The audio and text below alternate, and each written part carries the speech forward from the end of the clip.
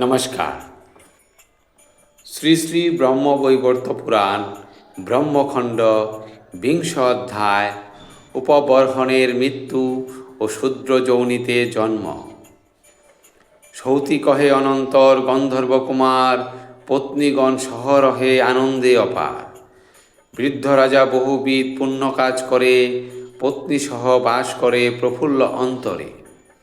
অবশেষে বৃদ্ধ রাজা তেজিলা জীবন, পত্নী সহ করিলেন বৈকুণ্ঠে গমন।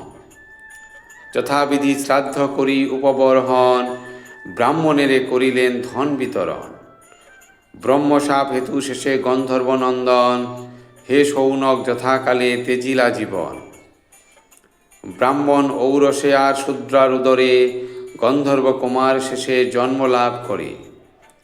পতির মরণ হেরি দেবী মালাবতী, জীবন বিফল ভাবে পতিব্রতা সতী। পুষ্কর তীর্থেতে চিতা করিয়া স্থাপন, অনলে আহুতি দেয় আপন জীবন। অনলে যখন সতী ত্যাজিল জীবন, এক বাঞ্ছা ছিল তার মনেতে তখন। পুনর্জন্মেই নিয়ে যেন মোর পতি হয়, এই আকিঞ্চন মম ওহে দয়াময়। এরূপ কামনা করি গন্ধর্ব রূপসী, জীবন তেজিল তার অনলতে পশি। সিঞ্জয় রাজের পত্নী তাহার উদরে, জাতিস্মরা রূপে সতী জন্মলাভ করে। সৌনক কহিলা কহ সৌতি মহাশয়, গন্ধর্ব কুমার কেন শূদ্র জন্ম লয়। সৌতি কহে বহু পূর্বে শ্রী দ্রুমিল নামে, গোপরাজ ছিল এক কান্নকুজধামে। কলাবতী পত্নী তার অতি চমৎকার, সন্তান সন্ততি কিছু নাহি ছিল তার।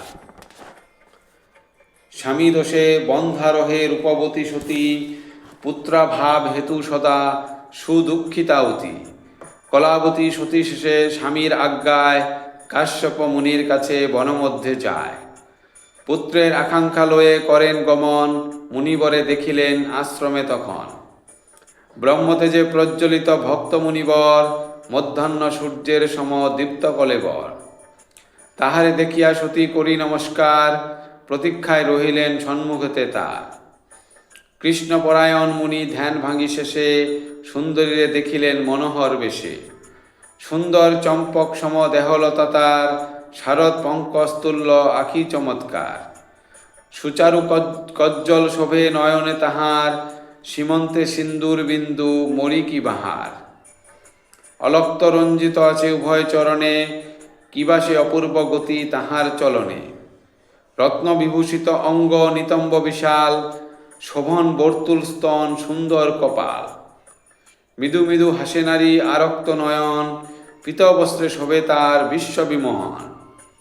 কিবা রূপ অপরূপ অতি মনোরম, উর্বশী বলিয়া তারে হয় বুঝি ভ্রম। জিজ্ঞাসিলা মুনিবর কেবা তুমি নারী,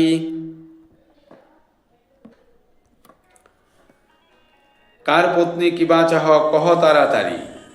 বার নারী বলি তোমা হইতেছে মন, শীঘ্র কহ কেবা তুমি হেথা কি কারণে। মুনির এতেক বাক্য করিয়া শ্রবণ, ভীতমনে কলাবতী কহিল তখন। গোপের দুহিতা আমি নাম কলাবতী, দ্রুমিল আমার পতি ওহে মহামতি।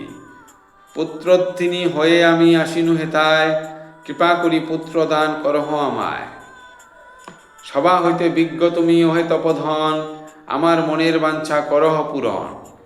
পাশে আসে যেই নারী কামলা লসায়, প্রত্যাখ্যান করা নহে উচিত তাহায়। সর্বভোজী অগ্নিরূপী তেজস্বী যাহারা, দোষ নাহি তাহাদের পবিত্র তাহারা। বিজ্ঞতম তুমি অতি কৃষ্ণপরায়ণ, মম সতী ধর্মনাশ না হবে কখন। স্বামী আজ্ঞা লয়ে আজ আসিয়াছি আমি, কামবানে ব্যাকুলিতা জান অন্তর্যামী।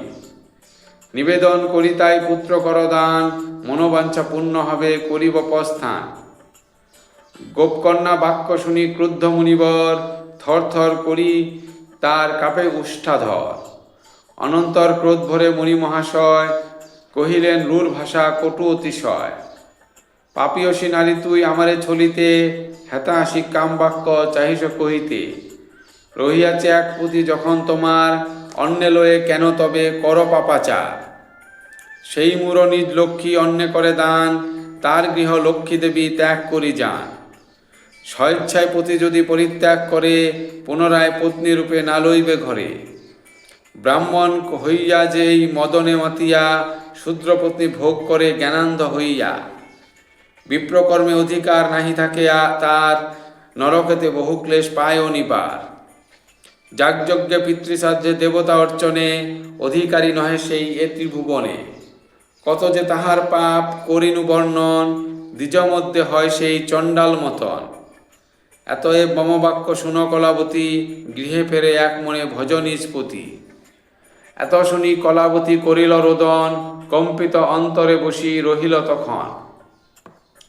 সহসা মেনকা দেবী সেই পথে যায়, মুনি তার স্নানুরু দেখিবারে পায়। 10 দিক আলোকিত মেনকা রূপেতে, সম্বরিতে আপনারে নারী কোনো মতে।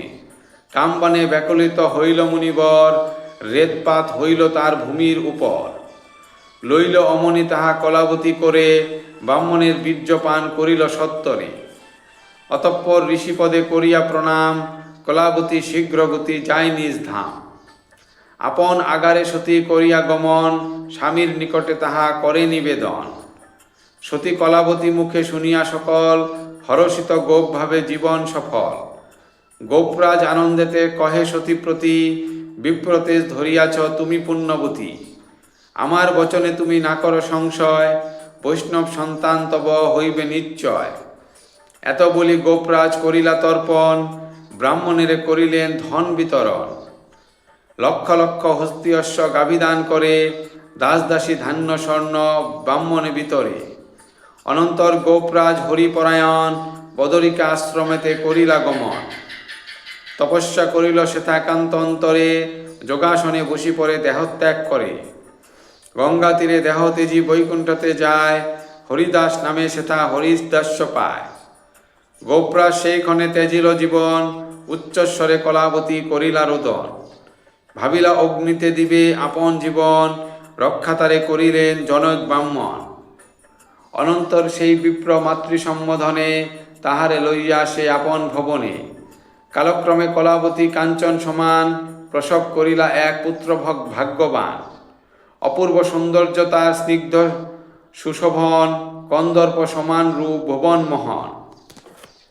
সূর্য সম মহাতেজা অতি মনোহর, বদন কমল যেন পূর্ণ শশধর। পদ্মচক্র শোভে তার চরণ কমলে, মনোলোভা শোভা তার 2 গণ্ডস্থলে।